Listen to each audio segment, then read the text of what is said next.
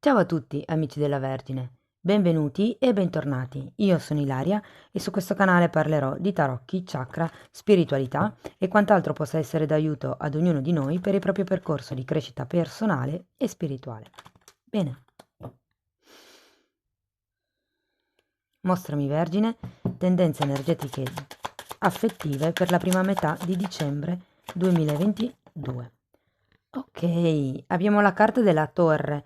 Amici della Vergine, periodo di cambiamenti. La Torre è sempre quella carta che arriva quando c'è bisogno di destrutturare l'ego. C'è qualche tipo di certezza che è stata presente fino adesso nella vostra vita che probabilmente cadrà. Può essere anche semplicemente una convinzione che voi avete avuto fino adesso, eh. Andiamo a vedere meglio con i tarocchi di che cosa si tratta. Io come sempre vi ricordo che le letture sono fatte per un collettivo, quindi è facile che non risuoni tutto. Voi prendete quello che vi serve e lasciate andare il resto all'universo. Se poi non dovesse risuonare nulla o se voleste completare il vostro messaggio, potete sempre ascoltare l'ascendente, il segno lunare o Venere. Sotto, nella descrizione del video, trovate la mia email nel caso vogliate contattarmi e trovate anche il link ad un altro video che spiega come unire il messaggio di diversi oroscopi. Allora, qui partiamo con la carta della luna, un 3 di coppe, un 8 di bastoni al contrario, la carta della regina di coppe, un 3 di spade, un imperatore, un cavaliere di spade al contrario e un re di bastoni al contrario. Allora, qui ho la sensazione che con la torre e la luna si stia parlando.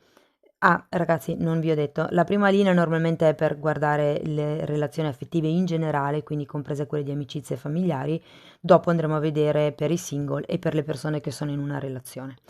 Con la carta della luna e la torre, vi dicevo, c'è qualche tipo di paura, qualche tipo anche di proiezione, perché la luna fa riferimento a quelle cose che si vedono solo a metà, si vede solo un lato della questione.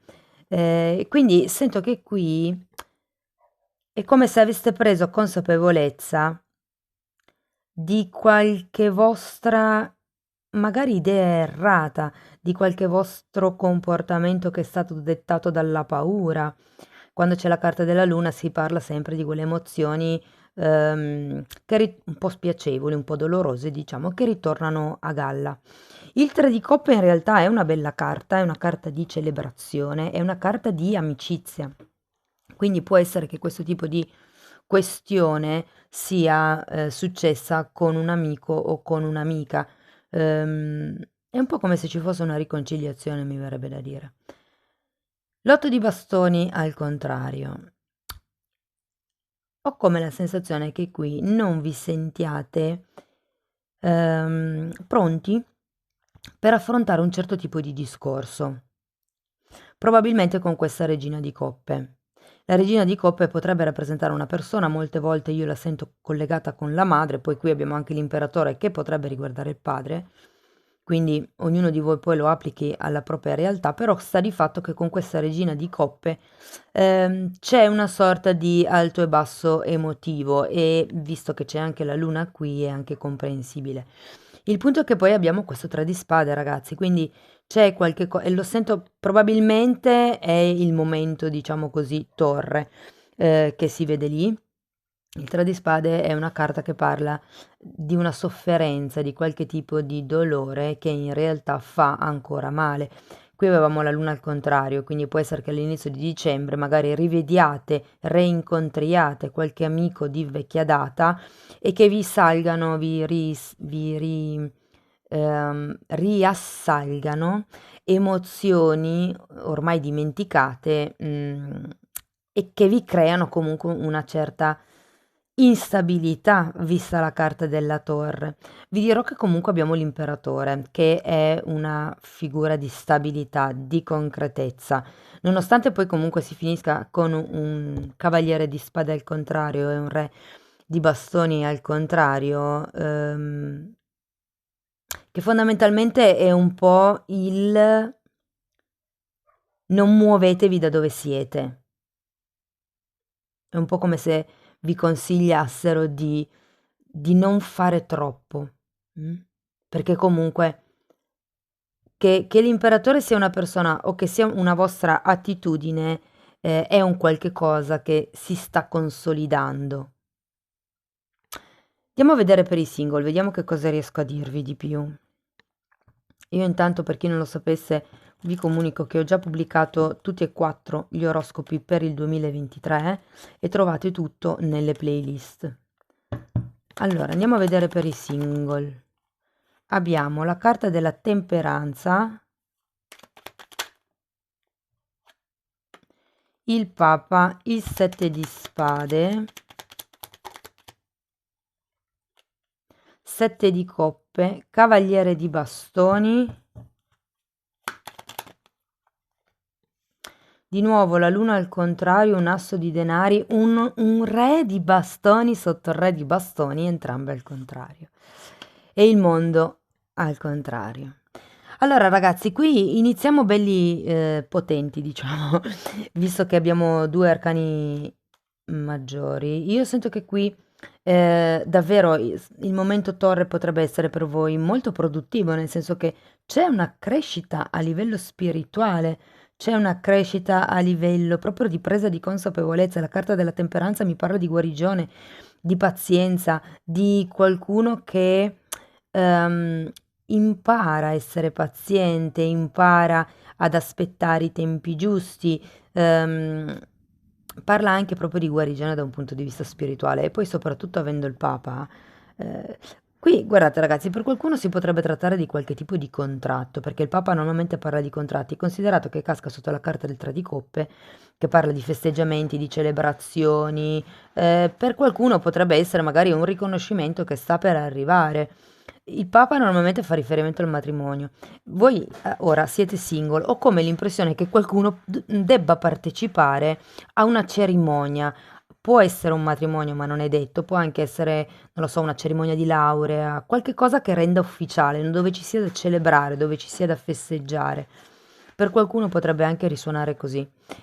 Il 7 di spade, ragazzi, avendo anche qui la carta della luna al contrario, e poi vedendo anche il 7 di coppe qui, sento che probabilmente siete voi a voler fare i furbi, perché qui abbiamo un 8 di bastoni al contrario, manca una comunicazione e quando c'è il 7 di spade è perché normalmente qualche cosa viene nascosto, o sono bugie, o sono mezze verità, o sono proprio cose nascoste. mm? E visto che, cioè, sento che per molte persone siete voi che state nascondendo qualche cosa o a voi stessi, ok? A voi stessi perché qui si parla di caduta dell'ego, di proiezioni, anche qui si parla di illusioni. C'è qualcosa qui. Per qualcuno potrebbe far riferimento appunto a qualche legame magari nascosto. Vi dico, poi abbiamo un cavaliere di bastoni e è una bellissima carta per voi che siete single, intendo, perché il cavaliere di bastoni parla sempre di una persona che è in arrivo, ok? Quindi sta per arrivare qualcuno fondamentalmente. Avete anche qui di nuovo la luna al contrario, è impressionante come le energie si ripetano, e il re di bastoni al contrario, con anche queste due carte che sono una carta di fine di inizio ciclo che sono al contrario. Qui ho come l'impressione che ci sarebbe la possibilità di incontrare qualcuno, ma siete un po' voi probabilmente che avete bisogno di ritrovare la vostra stabilità, di ritrovare le vostre sicurezze, perché giustamente quando ci sono i momenti torre destabilizzano molto e è come quando c'è un terremoto, ipotesi, c'è bisogno di un attimo, di qualche giorno, perché il terreno smetta di avere le scosse di assestamento.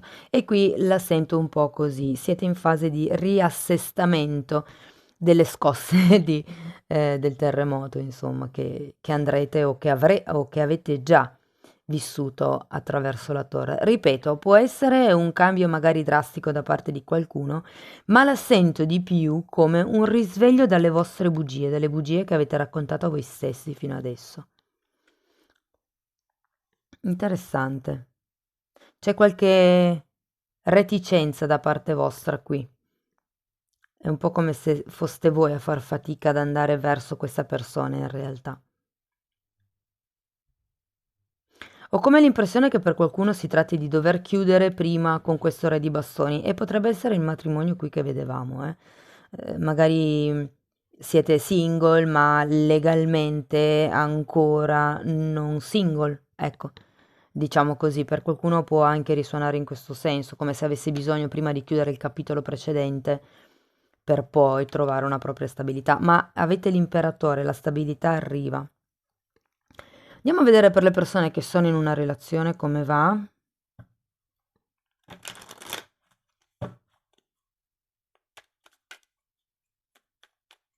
È come se ci fosse poca determinazione da parte vostra. Andiamo a vedere. Queste sono troppe. Ok, cominciamo con il matto al contrario, quindi anche qui una carta di inizio fine ciclo, come i singoli avevano l'asso e il mondo. L'eremita al contrario, un 4 di bastoni che ragazzi è la stessa energia di cerimonia, celebrazione, contratti, accordi del Papa che avevano i single.